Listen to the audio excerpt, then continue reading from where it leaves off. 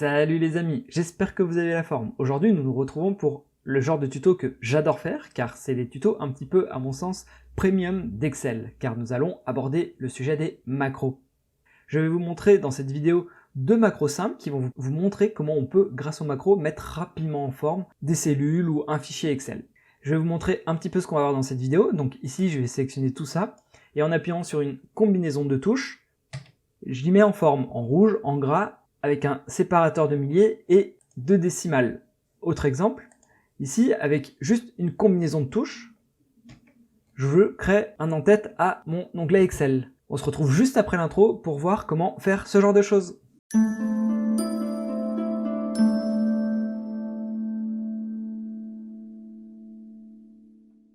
Du coup, première chose, lorsqu'on fait des macros, il faut faire afficher ici l'onglet développeur. J'imagine que certains d'entre vous le savent, mais pour ceux qui ne le savent pas, je prends juste 2 secondes pour vous montrer comment on affiche cet onglet. Nous allons dans Fichier, Options tout en bas, et ensuite vous allez dans Personnaliser le ruban, et vous voyez que ici, là, normalement, la case n'est pas cochée. Vous cliquez dessus, vous faites OK, et là, l'onglet développeur s'affiche comme par magie.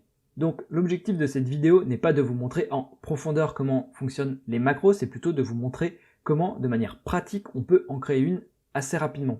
Pour ma première macro, imaginons que là j'ai des nombres, mais la mise en forme de ces nombres ne me plaît absolument pas. Vous voyez, typiquement, j'aimerais qu'il y ait un séparateur de milliers avec 2 décimales, comme ça. J'aimerais que mon nombre soit en rouge et j'aimerais que mon nombre soit en gras. Rien que pour ça, j'ai dû appuyer sur 3 boutons différents. Mon objectif, c'est en une seule combinaison de touches faire en sorte d'avoir ce résultat-là. Donc pour ce faire, nous allons créer une macro. Pour créer une macro, il y a plusieurs moyens. Nous allons utiliser ici l'enregistreur de macro. C'est finalement assez simple. Il suffit de se mettre sur la cellule qu'on va vouloir transformer. Donc ici, nous allons transformer la cellule F3. Ensuite, nous cliquons sur enregistrer une macro. Nous devons mettre un nom à la macro. Donc nous, on va mettre mise en forme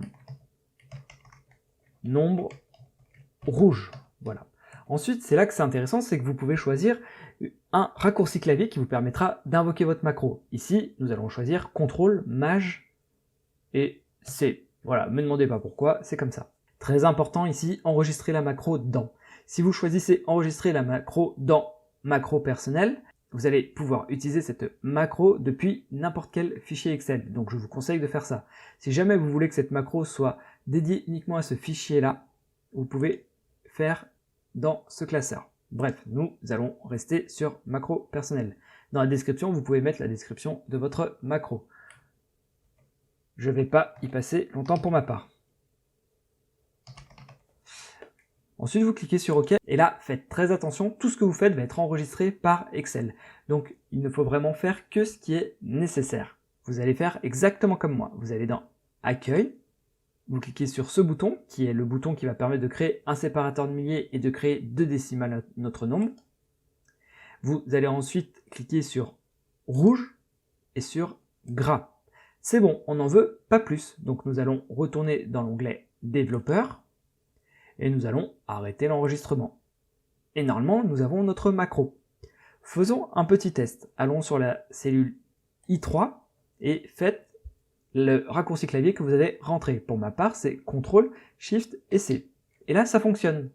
Donc, merveilleux, on a créé notre macro. Maintenant, je voudrais juste vous montrer que cette macro est extrêmement puissante parce que si nous sélectionnons l'intégralité des nombres qu'il y a en dessous et que nous faisons encore notre combinaison de touches, vous voyez que toute la sélection prendra la mise en forme souhaitée. Voilà, il me tenait à cœur de vous montrer comment mettre en forme une cellule grâce à une macro. Maintenant, je vais vous montrer comment on peut créer par exemple une en-tête sur Excel de manière automatique grâce à une macro. Donc le concept est toujours le même. Il faut cliquer sur enregistrer une macro. Donc là, on va mettre en tête. Donc là, on va mettre CTRL-SHIFT-T par exemple. Donc là, on va mettre en tête Excel. Et nous cliquons sur OK. Et donc maintenant, on fait très attention, mais on n'a plus qu'à créer notre en-tête. Donc bon, je vais faire un truc assez rapide, pas forcément très joli. Donc on va prendre ça, on va dire qu'on l'encadre. On va mettre une colonne, une couleur de fond, un peu comme ça. Voilà. On va créer peut-être un premier encadré là, où on va mettre fait fait par, tout simplement. Ici, on va fusionner un peu ces cellules et on va mettre titre. Voilà, on va le mettre un peu plus au milieu, un peu plus gros, un peu plus gras. Et là, on peut mettre par exemple ref. Voilà, bon, c'est pas très joli, mais l'idée, c'est vraiment d'aller assez rapidement pour vous montrer en fait ce qui est possible de faire. Donc maintenant, nous allons juste arrêter la macro. Et normalement, maintenant, c'est bon. La macro est créée. À chaque fois que vous allez aller dans un nouvel onglet et que vous allez faire votre combinaison de touches, votre en-tête classique va être créée. Donc vous pouvez le faire encore et encore, ça marchera à tous les coups.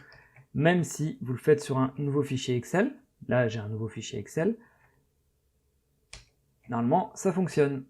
Donc voilà, cette vidéo est finie, j'espère que je vous aurai montré l'intérêt des macros et que les deux macros que je vous ai montrés vous serviront dans le cadre de votre activité professionnelle ou de votre activité privée. Si vous n'êtes pas abonné, je vous encourage à vous abonner car je fais plein de vidéos de ce type et sur d'autres logiciels de la suite Office. Donc si vous utilisez Excel, très probablement que vous utilisez Word, vous utilisez peut-être PowerPoint, vous utilisez peut-être Access, donc n'hésitez pas à vous abonner. Mettez un petit j'aime et si vous avez des questions ou une envie particulière de vidéo, n'hésitez pas à le dire dans les commentaires. Je vous dis à très bientôt pour une prochaine vidéo.